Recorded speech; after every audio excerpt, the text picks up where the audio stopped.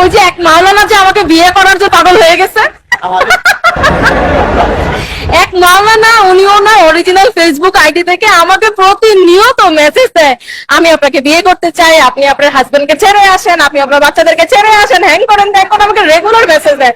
আমি পড়ি আর হাসি। ঘুরতে বের হয়ে রাস্তার পাশে আমি থামছি, থেমে দাঁড়াইছি, আমার মাথায় হেলমেট আছে, মুখে মাস্ক দেওয়া আছে। আমি অবাক হয়ে গেলাম, একটা মেয়ে মাশাআল্লাহ হাতে এটা কি হাত মোজা, হাত মোজা আছে, পা মোজাও আছে, ইভেন চোখটাও ঢাকা মাশাআল্লাহ।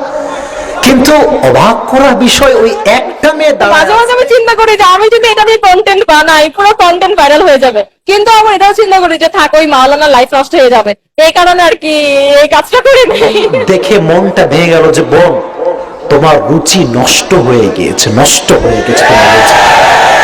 ছি ছি ছি ছি।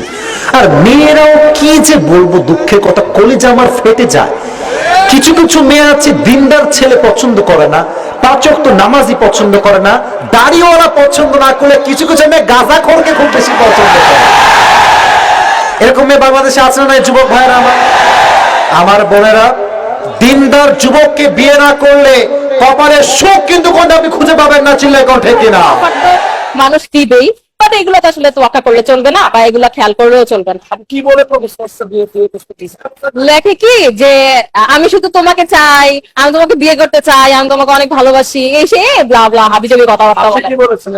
আমি কোনো রিপ্লাই দেইনি।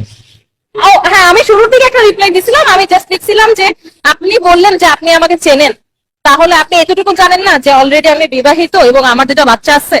এরপরও দেখি সে র্যান্ডমলি মেসেজ দিয়ে যায়, তারপর থেকে আমি আর কখনো তাকে রিপ্লাই দিইনি। আমার একটাই রিপ্লাই দেওয়া, প্রপোজ করেছে?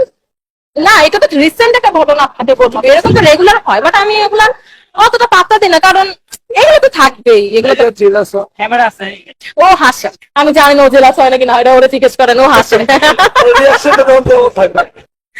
ও হাসে, ও কিন্তু কিছু বলে না।